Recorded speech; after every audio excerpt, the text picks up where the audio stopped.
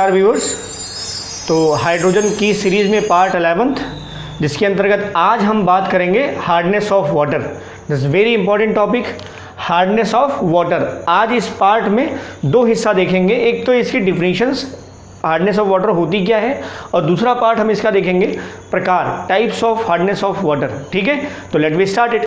Hardness को हम कैसे डिफाइन करें? पानी टफ नहीं है, मतलब आप ऐसा नहीं कि वो बहुत कठोर हो गया है और हम उसे उठा नहीं पा रहे, इस सेंस में नहीं है। पानी सिंपल वाटर ही है, एज सच जो पानी है उसी को ही कहा जा रहा है, लेकिन उसमें एक नेचर होता है। साबुन के साथ उसका जो इंटरेक्शन होता है, तो साबुन के साथ जो उसकी अंतर क्रिया है, उसी के आधार पर हम पानी को दो भागों में बांट सकते हैं। पानी को दो भागों में बांट सकते हैं, एक होता है मृदु जल और एक होता है कठोर जल। एक होता है बेटा मृदु जल और एक होता है कठोर जल, सॉफ्ट वाटर और हार्ड वाटर। तो ये जो सॉफ्ट और हार्ड का जो कॉन्सेप्ट है ना, वो साबुन के साथ जो पानी का इंटरेक्शन है या साबुन के साथ उसकी झाग देने की प्रवृत्ति है, उसी के आधार पर पानी को दो हिस्सों में, एक मृदु जल, दूसरा कठोर जल। अब क्या मतलब है?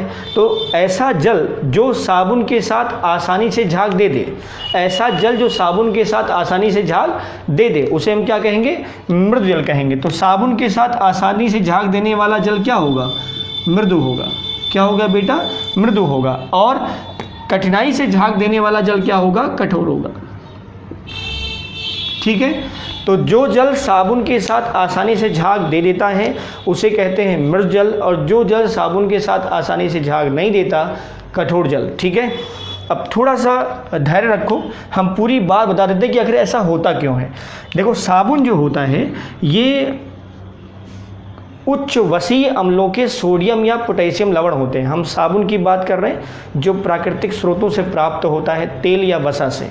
ठीक है, अपमार्जक भी होते हैं। आजकल जो आप यूज़ करते हैं वो डिटर्जेंट पाउडर होता है, डिटर्जेंट केक होता है, वो अपमार्जक होता है, वो संश्लेषित साबुन कहलाते हैं उन्हें।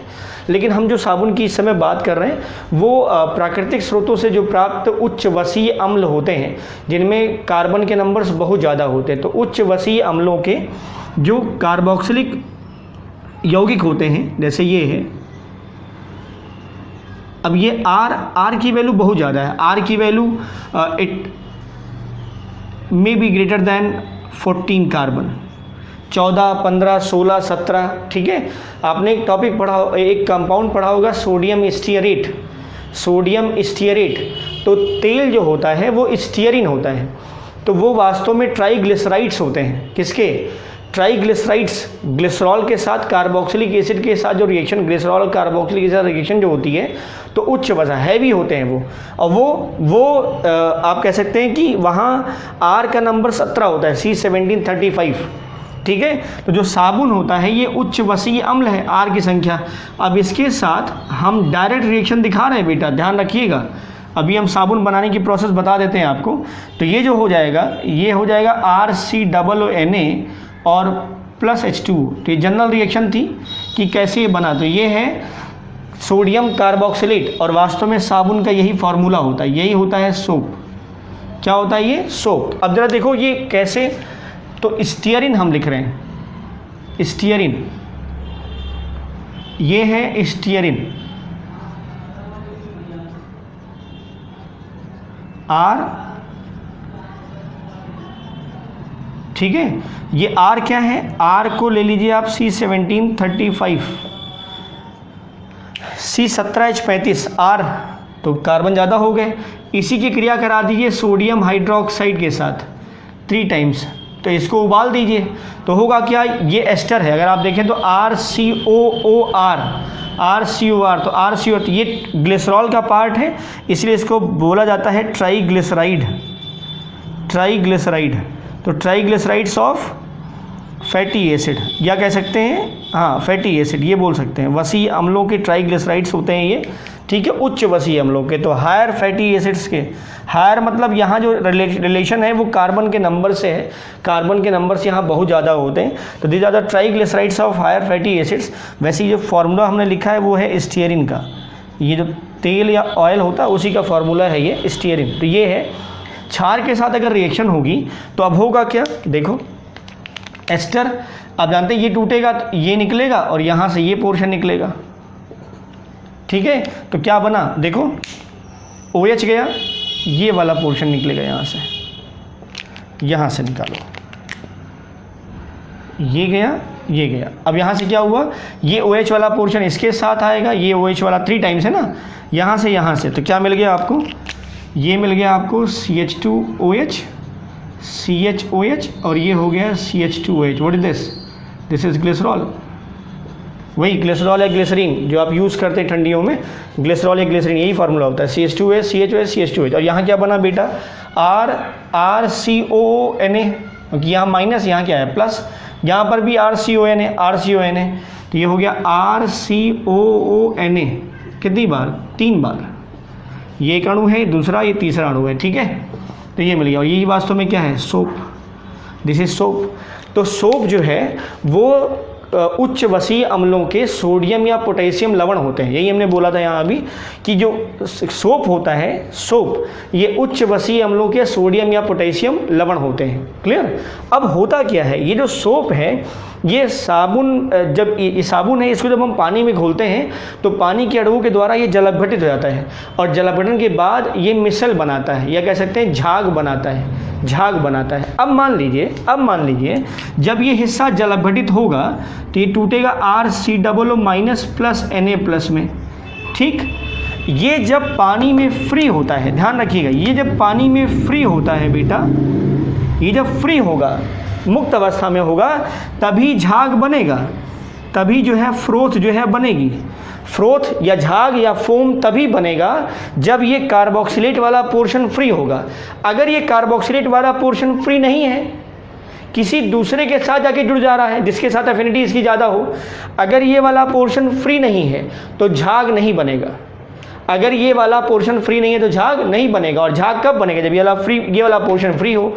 तो पानी में जब हम इस साबुन को घोलते हैं तो अगर पानी इस साबुन के साथ झाग दे रहा है, मतलब पानी साबुन के साथ झाग दे रहा है, मतलब क्या है कि उस पानी में ये वाला पोर्शन फ्री है, अर्थात इस नेगेटिव वाले पोर्शन को कोई दूसरा धनावेशित आयन जोड़ करके अवक्षेपित नहीं करा रहा है। तो ये वाला फ्री आयन है, इसलिए उस पानी में झाग बनेगा। और जब उस पानी में झाग बनेगा तो उस पानी को हम क्या बोलेंगे, सॉफ्ट वाटर, मृदु जल कहेंगे। और अगर किसी कारण से वो पानी साबुन के साथ झाग नहीं दे रहा है तो इसका तो जो इसका लॉजिक है, साइंटिफिक लॉजिक है, वो यही है कि उस पानी में ये वाला पोर्शन फ्री नहीं है, ये वाला पोर्शन फ्री नहीं है, और उस पानी को हम क्या बोलेंगे, कठोर जल, हार्ड वाटर। क्लियर। अभी इस आधार पर जो जल की कठोरता है वो क्यों है ऐसा, क्यों आखिर ये पानी, ये वाला पोर्शन उस पानी में फ्री नहीं हो पाया, वो देखते हैं क्या होता है। ये जो कठोर जल होता है, उस कठोर जल में बेटा कैल्शियम और मैग्नीशियम, ध्यान से सुनना इसे, कॉम्पिटिटिव एग्ज़ाम में भी बहुत ज़्यादा, आपके पॉलिटेक्निक एग्ज़ाम में, नीट में भी छोटे छोटे सवाल आ जाते हैं ऑब्जेक्ट टाइप में, तो वहाँ से ये सवाल बन जाएंगे। देखो ज़रा, तो जो कठोर जल होता है, ये हार्ड वाटर की हम बात कर रहे हैं बेटा, ठीक है। इसमें कैल्शियम और मैग्नीशियम के बाइकार्बोनेट्स होते हैं, सल्फेट होते हैं, क्लोराइड होते हैं, नाइट्रेट होते हैं। ये जनरली यही 8 सॉल्ट हैं। 8 कैसे हो गए, 4 इसके साथ और 4 इसके साथ, 8 हो गए ना। ये कैल्शियम और मैग्नीशियम के बाइकार्बोनेट, सल्फेट, क्लोराइड और nitrate, calcium bicarbonate, magnesium bicarbonate, calcium sulphate, calcium chloride, समझ गए। तो ये 8 सॉल्ट हो गए। इन लवणों की जब उपस्थिति रहती है, इन लवणों की अगर पानी में उपस्थिति है तो इन लवणों युक्त पानी में जब हम साबुन घोलेंगे तो ये वाला पोर्शन जो है, ये वाला पोर्शन फ्री नहीं हो पाएगा। जब ये वाला पोर्शन फ्री नहीं हो पाएगा तो झाग नहीं बनेगा, ठीक है। अब जरा देखो क्यों नहीं होता, क्यों ऐसा हो जाता है। ये है साबुन, फिर से RCOONA, और उस पानी में जिसमें इसके या इसके आयन मौजूद हैं, तो हम एक हिस्सा दिखा रहे हैं, हम टूटा हुआ पार्ट दिखा रहे हैं बेटा, इसका नेगेटिव पार्ट भी होगा लेकिन वो नहीं दिखा रहे हैं। तो होगा क्या, RCOONA साबुन है, ये सोप है, और ये हार्ड वाटर है, ठीक। इस हार्ड वाटर में कैल्शियम और मैग्नीशियम के ढेर सारे आयन्स लवण मौजूद हैं। जब इसके साथ रिएक्शन होती है तो ये जो RCOO माइनस वाले पोर्शन को फ्री होना चाहिए था, क्योंकि पानी में कैल्शियम या मैग्नीशियम के आयन मौजूद हैं, तो उनके साथ ये रिएक्शन कर लेता है और Na+ अलग हो गया। ये वाला Na+ इनके साथ अगर मान लो यहाँ Cl2 था तो NaCl बन जाएगा, NO3 था तो नाइट्रेट बन जाएगा, सल्फेट बन जाएगा, बाइकार्बोनेट बन जाएगा। तो ये जो हो गया ये अविलेय होते हैं, ये सीधे सीधे अवक्षेपित हो जाते हैं। इनको हम ऐसे लिख दें, अवक्षेपित हो जाते हैं, तो नीचे बैठ गए। अब आप खुद सोचो, जितना भी साबुन हम मिलाएंगे क्योंकि RCOO माइनस वाला पोर्शन फ्री नहीं हो पा रहा है, वो कैल्शियम या मैग्नीशियम के लवणों के रूप में अवक्षेपित हो जा रहा है। तो क्या साबुन अब उस पानी में झाग देगा? नहीं देगा, क्योंकि झाग किससे बन रहा था? इस वाले पोर्शन से। ये वाला पोर्शन तो फ्री हो ही नहीं पा रहा है, पानी में उपस्थित कैल्शियम और मैग्नीशियम आयनों के साथ मिलकर के ये अवक्षेपित हो जा रहा है। तो आप बार बार साबुन लगाते जाओगे, पानी में उपस्थित कैल्शियम और मैग्नीशियम आयन उस साबुन के महत्वपूर्ण हिस्से को अवक्षेपित करते रहेंगे। तो क्या झाग बनेगा? ना झाग बनेगा, ना कपड़ा साफ होगा। बात समझ रहे हैं? ना झाग बनेगा, ना कपड़ा साफ होगा। तो अब ये कब तक चलेगा? एक्चुअली जब तक पानी से ये वाले आयन, कैल्शियम और मैग्नीशियम के सारे आयन हट नहीं जाते, तब तक वो पानी साबुन के साथ झाग नहीं देगा। जब तक ये वाले आयन, कैल्शियम और मैग्नीशियम के आयन उस पानी से हट नहीं जाते, तब तक झाग नहीं देगा। आप खूब पानी डालते रहिए, तब तो आप आयन और ज़्यादा बढ़ाते जा रहे हैं। तो इसलिए कठोर जल के साथ अगर हम देखें तो साबुन बहुत लगता है, बहुत ज़्यादा खर्च होता है, साबुन ज़्यादा खर्च होता है। दूसरा, सफाई कम होती, झाग भी बहुत कम बनता है, क्योंकि साबुन का ज़्यादातर हिस्सा इस कैल्शियम और मैग्नीशियम आयनों के साथ वॉश आउट होता रहता है, बिना झाग बनाए या बिना मैल को साफ़ किए। क्लियर? तो ये रीज़न था कि कठोर जल जो है वो साबुन के साथ झाग क्यों नहीं देता है। अब अगला पार्ट है इसका टाइप। देखो, दो प्रकार की है, एक अस्थाई और एक अस्थाई। एक टेम्परेरी टाइप का है, एक परमानेंट टाइप का है। ये हमेशा ये हमेशा नहीं बना रहेगा, ये हमेशा बना रहेगा। ठीक है? हाँ, दोनों को कर सकते हैं। ठीक है? अस्थाई कठोरता क्या है? तो सिंपल तरीके से याद रखो, तो जो जल की अस्थाई कठोरता है वो कैल्शियम और मैग्नीशियम के बाइकार्बोनेट लवणों के कारण होती है। ये इंपॉर्टेंट स्टेटमेंट है। ये जो बाइकार्बोनेट लवण हैं, चाहे कैल्शियम के और चाहे मैग्नीशियम के, they are responsible for temporary hardness. Reason क्या है? एक्चुअली उस कठोर जल को अगर हम उबाल दें, तो ये जो बाइकार्बोनेट से ये कार्बोनेट H2 और CO2 में टूट जाते हैं। तो चूंकि ये कठोरता बहुत परमानेंट नहीं रहती है, उबालने से ही बड़ी आसानी से दूर हो जाती है, इसलिए इस कठोरता को हम क्या कहते हैं? अस्थाई कठोरता। अस्थाई कठोरता मतलब इसको अगर आप गर्म कर दीजिए तो ये हो जाएगा कैल्शियम कार्बोनेट प्लस H2O और प्लस CO2। इसको गर्म कर दो, उबाल दो केवल, तो हो जाएगा magnesium carbonate plus H2O plus CO2। ठीक बेटा? खासियत कैल्शियम और मैग्नीशियम कार्बोनेट की क्या है? ये जो हैं ये जल में अविलेय होते हैं, जल में अविलेय होते तो बाहर निकल जाएंगे। ये जल में विलेय होता है, ध्यान रखना, ये सारे जल में विलेय होते हैं। ये भी ये सब पानी में सॉल्युबल है, वाटर सॉल्युबल। ठीक बेटा? कैल्शियम और मैग्नीशियम के जो ये बाइकार्बोनेट, नाइट्रेट, क्लोराइड, सल्फेट, ये सब पानी में सॉल्युबल होते हैं। तो ये पानी में अविलेय होता है, तो नीचे बैठ जाएगा, अलग हो जाएगा। तो इस तरह की जो कठोरता है वो कहलाती है अस्थाई कठोरता, क्योंकि कठोर पानी है, साबुन के साथ तो इंटरेक्शन हुआ नहीं। अभी पानी लिया हमने, वो अगर वास्तव में वो अभी झाग नहीं दे रहा था, हमने जब पानी उबाला तो अब झाग देने लगा। अभी ये पानी लिया था, उसमें साबुन घोला, झाग नहीं बन रहा है। ठीक है? लेकिन जब हमने उस पानी को उबाल लिया और फिर अब हमने देखा तो अब झाग देने लगा। इसका मतलब जो उसकी कठोरता थी वो कैल्शियम और मैग्नीशियम के बाइकार्बोनेट लवणों के कारण थी, जो कि गर्म करने पर कार्बोनेट पानी और H2O में अलग हो गया। तो ये CO2 अलग हो गया, ये CO2 अलग हो गया, तो यहाँ अलग हो गया। ये कार्बोनेट जो लवण है वो अविलेय है, नीचे बैठ जाएंगे, सफ़ेद क्रिस्टल्स या सफ़ेद सॉल्ट के फॉर्म में अलग हो जाएगा। ठीक है? दूसरा अस्थाई कठोरता, परमानेंट टाइप का। तो परमानेंट टाइप का क्या होगा? Calcium chloride as well magnesium chloride, calcium sulphate, magnesium sulphate, mostly यही होते हैं। कैल्शियम नाइट्रेट होल ट्वाइस और मैग्नीशियम नाइट्रेट, NO3 का होल ट्वाइस है बेटा ये। ठीक है? तो कैल्शियम नाइट्रेट और मैग्नीशियम नाइट्रेट के लवणों के कारण उत्पन्न होने वाली कठोरता क्या है? स्थायी कठोरता है। क्यों? क्योंकि इसे सामान्यतः जल को उबाल करके दूर नहीं किया जा सकता। इस तरह की कठोरता को, इस कठोरता को जल को उबाल करके दूर नहीं किया जा सकता, इसलिए इसको कहते हैं अस्थायी कठोरता।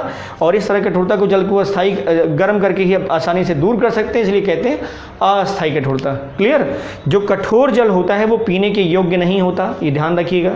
कठोर जल पीने के योग्य नहीं होता।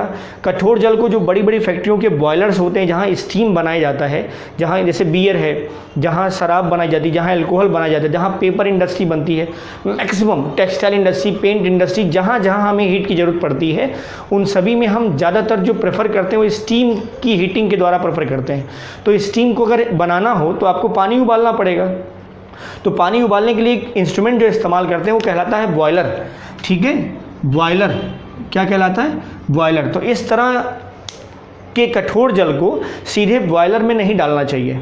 बॉयलर में अगर डालेंगे तो अंदर जो है इन सारे लवणों की पपड़ी जमेगी, और जब पपड़ी जमेगी तो जो अंदर की सतह है, तो वो बहुत मोटी हो जाएगी। दूसरा, ये जो लवणों की परत बनेगी ये इंसुलेटर होती है, मतलब उष्मा की कुचालक होती है। तो अगर आप गर्म करोगे भी तो ज़्यादा ऊर्जा खपत होगी। और आप सोचिए कि अगर जिस फैक्ट्री में रोज़ 10,000 टन पानी उबाला जा रहा हो, वहाँ पर अगर हमें इतना ज़्यादा बॉयलर में ही प्रॉब्लम हो जाएगी, हीट ज़्यादा लॉस हो रहा है, पानी को उतनी हीट नहीं मिल रही है, तो इंडस्ट्री घाटे में चली जाएगी, तो वहाँ डेफिसिट बड़ा क्रिएट हो जाएगा। ठीक है, इसलिए बॉयलर्स में हम कठोर जल का इस्तेमाल नहीं करते हैं। ठीक है, इन लवणों की उपस्थिति के कारण। ठीक है, तो इस पार्ट के लिए बस इतना ही। अगले पार्ट में हम इसका रिमूवल ऑफ हार्डनेस कैसे हम दूर करते हैं उसके बारे में हम डिटेल में देखेंगे। तो stay tuned. Thank you for watching.